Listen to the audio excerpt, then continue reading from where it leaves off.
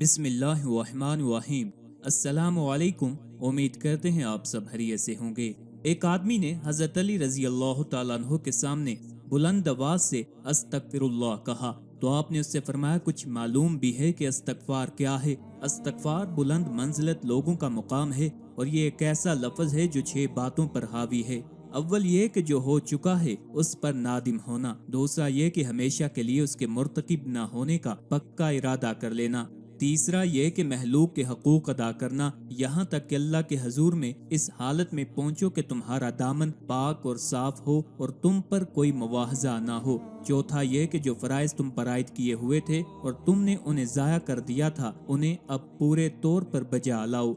पांचवा यह कि जो गोश्त हराम से नशोनमाद पाता रहा है उसको गमो अंदोह से पिघलाओ, यहाँ तक के खाल को हड्डियों से मिला दो कि फिर से उन दोनों के दरमियान नया गोश्त पैदा हो। और छठा ये कि अपने जिस्म को अतात के रंज से आशना करो जिस तरह उसे गुनाह की शरीनी से लज्जत अंदोज किया है, और फिर कहो अस्तगफिरुल्लाह। इस फरमान से ये मतलब हरगिज न लिया जाए कि इस्तगफार नहीं पढ़ना चाहिए या बुलंद आवाज में इस्तगफार पढ़ने में कोई बुराई है, बल्कि ये फरमान इस्तगफार और इस्तगफार पढ़ने वाले का सही मुकाम पहचानने और अपने कौल में सादिक होने का तकाजा करता है। इस फरमान में इस जानिब इशारा है कि जब तक तूने दुनिया से जो गुनाह और फरेब का जहान है मुंह ही नहीं मोड़ा, गुज़श्ता खताओं से सिद्के दिल से तौबा ही नहीं की, तो किस हक से अल्लाह से मगफरत का तलबगार हो रहा है। साथ साथ इस जानिब भी इशारा है कि सर महफिल बाआवाज बुलंद अस्तगफिरुल्लाह कहने में नफ्स की ख्वाहिश पोशीदा हो सकती है कि लोग मेरी जुबान से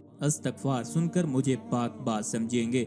इसके साथ साथ आपने बुलंद मंजिलत लोगों की निशानदेही भी फरमा दी कि ऐसे लोग अल्लाह से मगफरत तलब करने के हकदार हैं जो गुनाह के जहान से खुद को अलग कर चुके हैं। वरना जिसने गुनाह का इरादा ही नहीं छोड़ा, जिसने अल्लाह की जानिब रुख ही नहीं फेरा, उसका ये कहना ही दुरुस्त नहीं है कि मैं अल्लाह से मगफरत का तलबगार हूँ। सैयदना अब्दुल्लाह बिन उमर रज़ी अल्लाह तआला अन्हु बयान करते हैं, हम शुमार करते कि रसूल अल्लाह सल्लल्लाहु अलैहि वसल्लम एक मजलिस में 100 मरतबा इस्तगफार करते, जिसके अल्फाज ये हैं, रब्बिगफिरली वतुब अलैया इन्नका अंतत तव्वाबुल गफूर। ऐ मेरे रब, मुझे माफ फरमा और मुझ पर रुजू फरमा, यकीनन तू बहुत रुजू फरमाने वाला बख्शने वाला है। सैयदना ज़ैद रज़ी अल्लाह तआला अन्हु से रवायत है कि उन्होंने नबी करीम सल्लल्लाहु अलैहि वसल्लम से सुना, आप सल्लल्लाहु अलैहि वसल्लम फरमा रहे थे, जो शख्स ये कहे अस्तगफिरुल्लाहल्लज़ी ला इलाहा इल्ला हुवल हय्युल क़य्यूम व अतूबु इलैह, मैं अल्लाह से बख्शिश तलब करता हूँ जिसके सिवा कोई माबूद नहीं, वो जिंदा और कायम रहने वाला है, मैं उसी की तरफ रुजू करता हूँ तो उसके गुनाह माफ कर दिए जाते हैं, अगरचा वो मैदान जहाद से फरार हुआ हो। समीन, आज की वीडियो में इंशाअल्लाह अज़ीज़ आपको अल्लाह ताला के 2 इसमें मुबारक का वजीफ़ा बताएंगे जो कि बहुत ही मुजरब है। किसी भी किस्म का दुनियावी मसला है, चाहे पसंद की शादी का मसला है या कारोबार नहीं चल रहा, इम्तिहानात में कामयाबी चाहिए या सर पर कर्ज इतना है कि उतर नहीं रहा या नौकरी की तलाश है, तो इंशाअल्लाह अज़ीज़ ये वजीफ़ा तमाम मसाइल के हल के लिए बहुत ही मुजरब और ताकतवर है। जिस तरह का भी आपका मसला होगा वो चंद दिनों में हल हो जाएगा।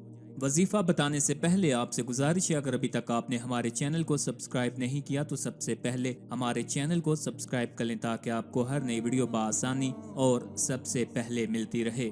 इंसान की जिंदगी में उतार चढ़ाव आते रहते हैं। अच्छी और बुरी तकदीर पर ईमान रखना मुसलमान के लिए जरूरी है। अल्लाह ताला ने जहाँ इंसान की दुनिया में आजमाइश के लिए उसके सामने कई इम्तिहानात रखे हैं, वही उन इम्तिहानात से सरखुरू होने का तरीका भी बताया है। बीमारी हो या कोई और मसला, अल्लाह ताला ने अपने बंदों की हर मोड़ पर रहनुमाई फरमाई है। हदीस में आता है कि अल्लाह ने दुनिया में कोई ऐसा मर्ज नहीं उतारा जिसका इलाज ना उसके साथ पैदा फरमाया हो, सिवाय मौत के मर्ज के हर मर्ज की शिफा रख दी गई है। हमारी रोजमर्रा जिंदगियों में उतार चढ़ाव मामूल का हिस्सा है। माशी परेशानियां भी दरअसल अल्लाह ताला की तरफ से बंदे को आजमाने का सबब हैं, ताकि बंदा अल्लाह की हर हालत में शुक्र गुजारी का आदी हो और अच्छे और बुरे दोनों हालात को रब की तरफ से समझकर शुक्र अदा करे। अल्लाह ताला के 99 इसमें मुबारक हैं। हर इसमें मुबारक अपने अंदर अलग तासीर का हामिल है। इसमें मुबारका के वज़ाइफ जहाँ रूहानी मामलात में मददगार साबित होते हैं, वहीं दुनियावी मुश्किलात से भी छुटकारा दिलाने का बायस हैं। گھریلو اور کاروباری زندگی میں اتار چڑھاؤ آنے کی صورت میں یا کسی بھی قسم کا دنیاوی مسئلہ ہے، چاہے پسند کی شادی کا مسئلہ ہے یا کاروبار نہیں چل رہا یا نوکری کی تلاش ہے یا سر پر قرض ہے جو اتر نہیں پا رہا، تو انشاءاللہ العزیز یہ وظیفہ بہت ہی مجرب ہے۔ نماز عشاء کے بعد اول و آخر آپ نے 3 بار درود ابراہیمی پڑھ لینا ہے۔ اس کے بعد آپ نے 303 بار یا مجیب یا وہاب، یا مجیب یا وہاب، یا مجیب یا وہاب پڑھنا ہے، اور بعد از تسبیح اسم مبارکہ کے اللہ سے نہایت خلوص اور دردمندانہ انداز میں اپنی مشکلات دور اور حاجات پوری فرمانے کی دعا کرنی ہے۔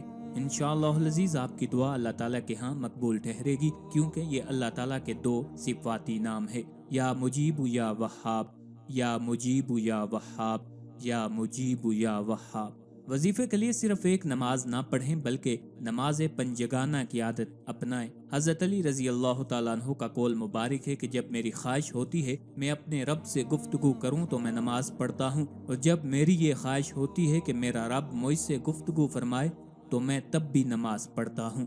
حدیث کا مفہوم ہے ایک کافر اور مسلمان میں فرق صرف نماز کا ہے۔ نماز نہ صرف خود ادا کریں بلکہ گھر میں خواتین اور بچوں کو بھی اس کی تلقین کریں۔ نماز نہ صرف ذہنی قلبی سکون کا باعث ہے بلکہ گھر کے ماحول کو بھی پرسکون اور رحمتوں کے نزول کا باعث بنتی ہے۔ آخر پہ آپ سے گزارش ہے ہمارے وظائف کو اپنے دوستوں اور اپنے چاہنے والوں کے ساتھ بھی شیئر کیا کریں تاکہ زیادہ سے زیادہ لوگ ان سے استفادہ حاصل کر سکیں۔ اللہ تعالی ہم سب کا حامی و ناصر ہو۔